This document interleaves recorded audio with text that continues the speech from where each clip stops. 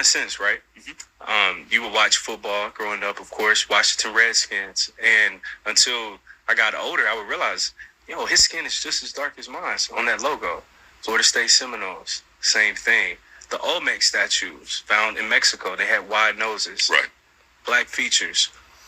Why is it so hard for black people here in America to accept that these people look just like you? And there's so much evidence out there that it's right in your face, whether it was the Cleveland Indians, Boston Braves at the time. They'll have a young black child go out there with feathers on everything. But now, we can't even fathom that we can be indigenous to this same land.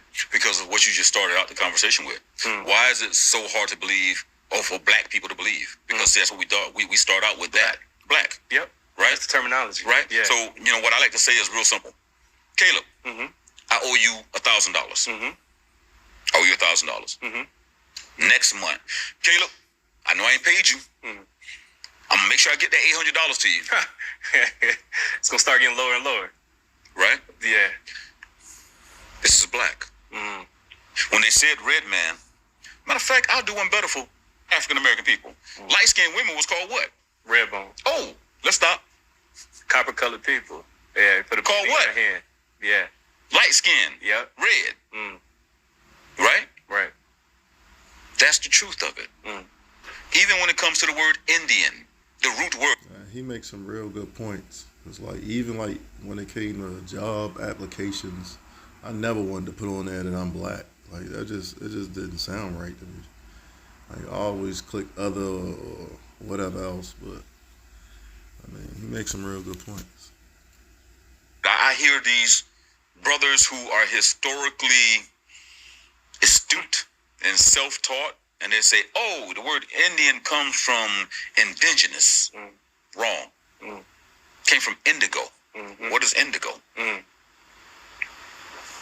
See, when you start getting to the root of a thing, the indigo is what they saw in the color of the people. So now when I look at my lighter skinned brothers and sisters, because that's what I call them, you don't look indigo to me.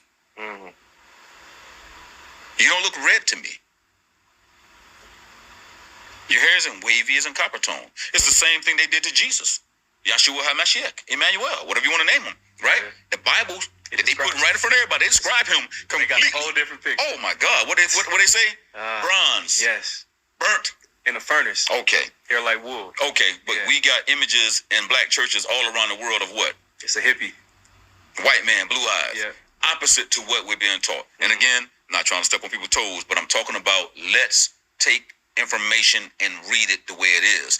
This is why the book is translated. The word translate means to change. When you read something in its original language, when you go back to the root of it, Negro, black. Anyone who's Spanish knows. Morenos. Yep. All means what? Black. Black. Yeah. But then we say, my shirt's black. Shirt's black, yes. My skin is. Well, how would you define me? It's red. Yeah. You see what I'm saying? Go back to, I owe you $1,000, but it's $800 next month. This is the part of what I'm saying to those of us. Every Native American tribe I've met, every federal petition I've met, all use Jim Crow and the Plecker Law and eugenics and all the different things to argue their federal petitions. They have to identify as Negroes to be recognized as an Indian tribe. Think That's about deep. that. That's deep. Southeast Indians. Wow. Yeah, that's deep. You gotta really think about that. Think about all the stuff that's being taught in textbooks, classes. If your roots even go back to Africa, or if you take a DNA test, how do you even know if that's even accurate?